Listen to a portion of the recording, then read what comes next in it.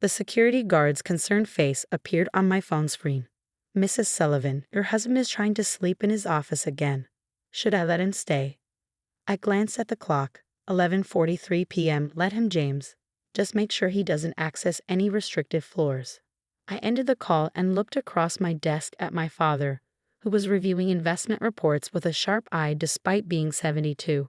"Catherine, you're being too kind," he said, setting down the papers. "That man deserves to sleep on the streets after what he did." "Like he made you and Mom do?"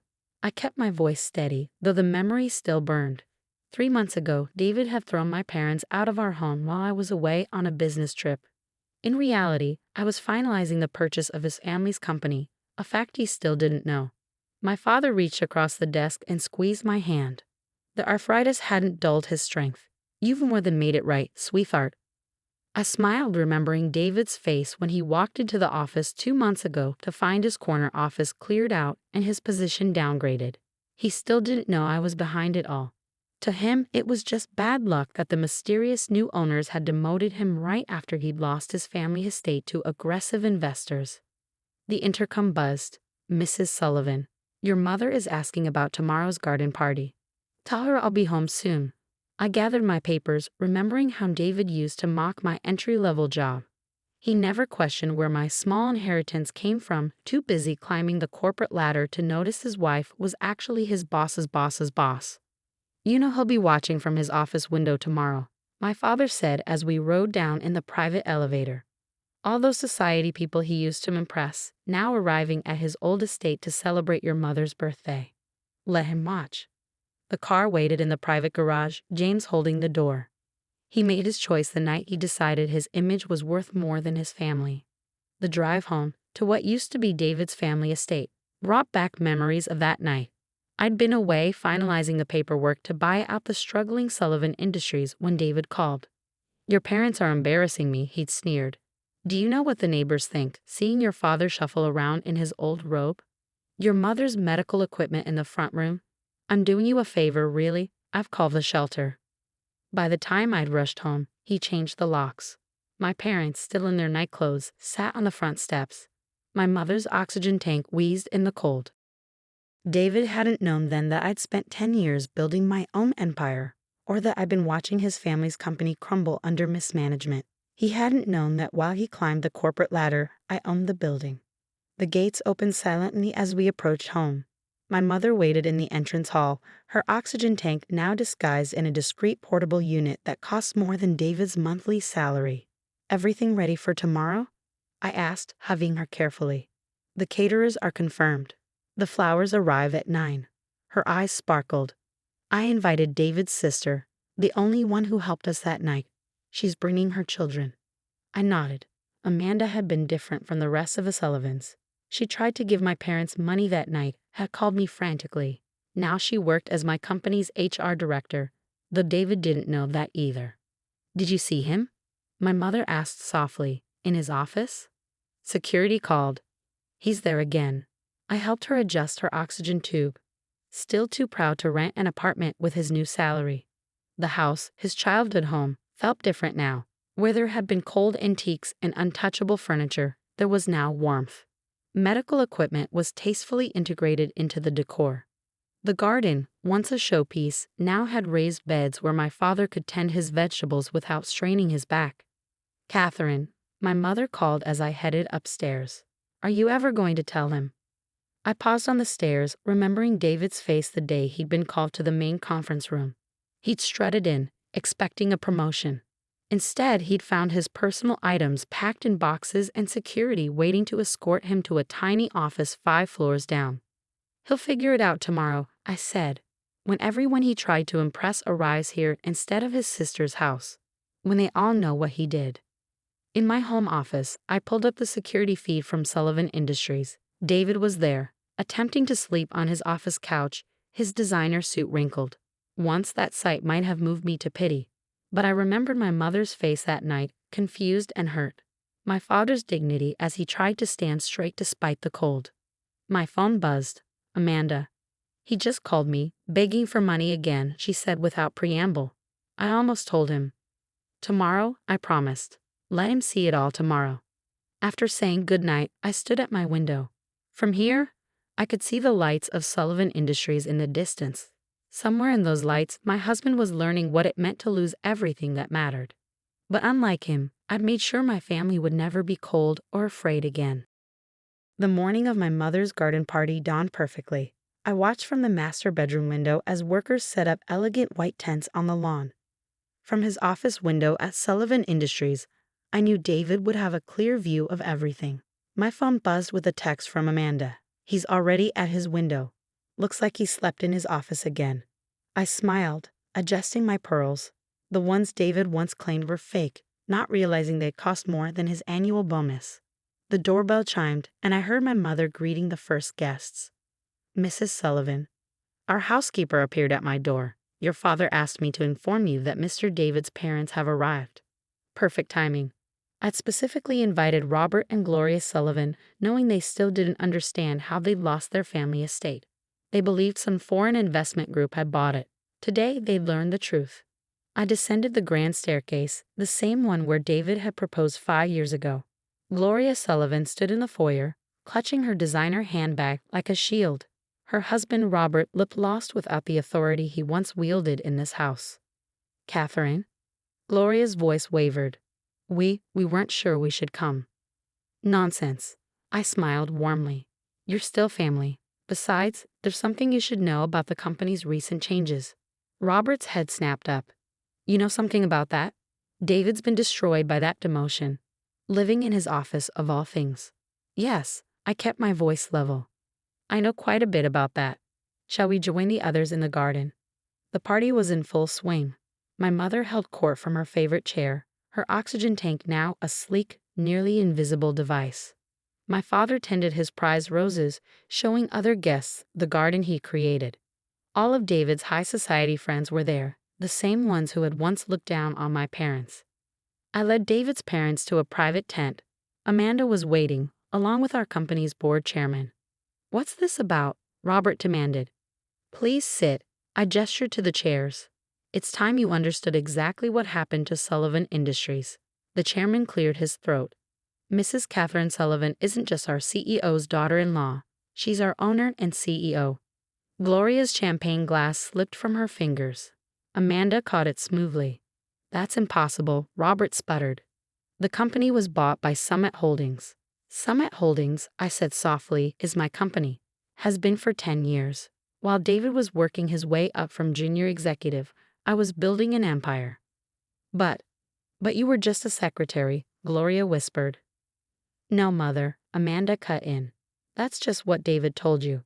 Catherine has 3 degrees and runs multiple companies. She kept it quiet because she wanted David to love her for herself. I walked to the tent's opening, gesturing towards Sullivan Industries in the distance. Right now, your son is watching this party from his office window, the same office where he made the call to throw my parents out on the street. Robert's face had gone pale. We didn't know about your parents. David said they left voluntarily. Of course he did. I turned back to them. Just like he didn't tell you he changed the locks while they were still gathering their medications. Or that he laughed when my mother couldn't breathe properly because her oxygen tank was running low. Gloria started to cry. Amanda handed her a tissue. I'm not telling you this to hurt you, I continued. I'm telling you because you raised a son who values appearance over humanity, who would rather see elderly people homeless than have his image tarnished. Through the tent's window, I could see David's office light. He was still watching. His phone would be ringing soon, as the society friends called to tell him where they were. What do you want from us? Robert asked quietly. Nothing. Your company is doing better under proper management. David's position matches his actual capabilities. And this house, I smiled. This house is where my parents will live out their days in comfort. And David, Gloria whispered. That depends on him. He can swallow his pride, rent an apartment with his new salary, and learn humility. Or he can keep sleeping in his office, watching what he lost through his window. As if on cue, my phone buzzed. David's name flashed on the screen. I showed it to his parents before declining the call. Now, shall we join the party? I believe my mother is about to cut her cake. We emerged from the tent to find the garden even more crowded. David's former business associates mingled with my executives. His society friends complimented my mother on her lovely home. My father proudly showed off his vegetable garden to renowned chefs who supplied my restaurant chains. I watched Gloria and Robert move through the crowd, seeing their son's world through new eyes. They'd learn, as David would, that true worth isn't measured in square footage or social standing. My phone buzzed again. Another text from the security guard at Sullivan Industries. Mr. Sullivan is requesting to leave early. He says he needs to speak with you urgently. I typed back, standard protocol. He leaves at normal business hours. Amanda joined me, champagne in hand. Brutal, sis. No, I watched my parents accept congratulations from people who once ignored them. Justice. As the sun began to set, casting long shadows across the manicured lawn, security alerted me to David's arrival at the gates. Right on schedule. Let him in, I instructed, catching Amanda's eye across the garden. She nodded, quietly gathering their parents and a few key guests near the main terrace. David's expensive car, now worth more than his annual salary, roared out the driveway.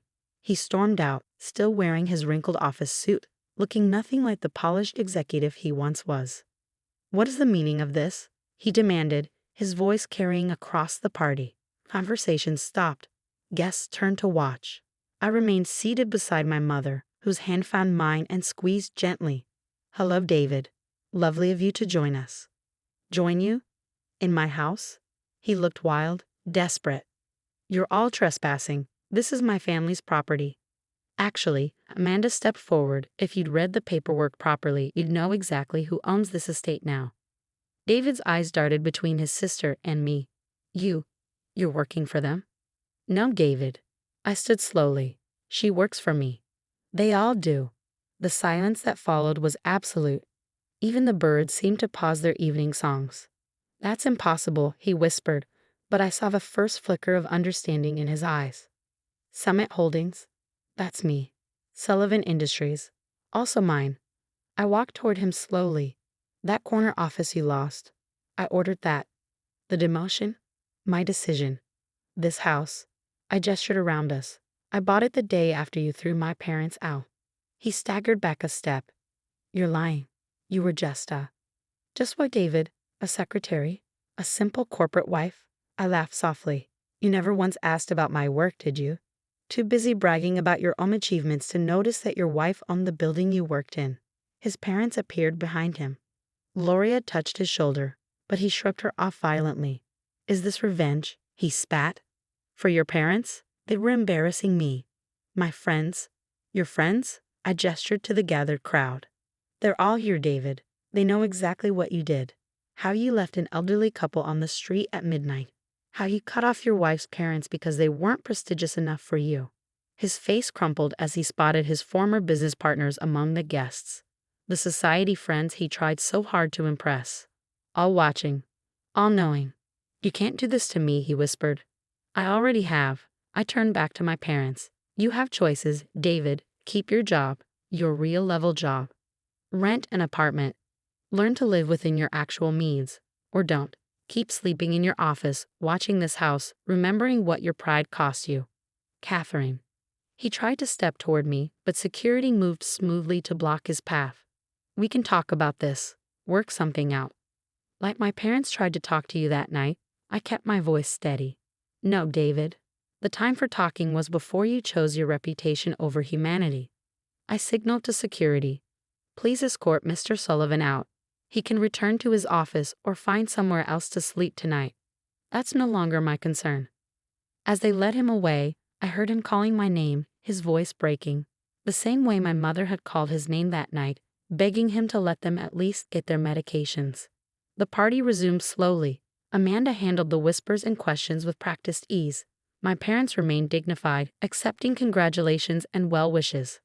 Later that night, after the guests had gone and my parents had retired to their comfortable rooms, I stood at my window again. David's office light was still on at Sullivan Industries. My phone buzzed one last time, a text from him. "I'm sorry. Please, I'll do anything." I left it unanswered, just as he had ignored my parents' pleas that night. Tomorrow, he would watch from his window as my mother tended her flowers and my father read his morning paper in the garden. He would see the life he threw away, the family he lost, all because he thought appearances mattered more than love.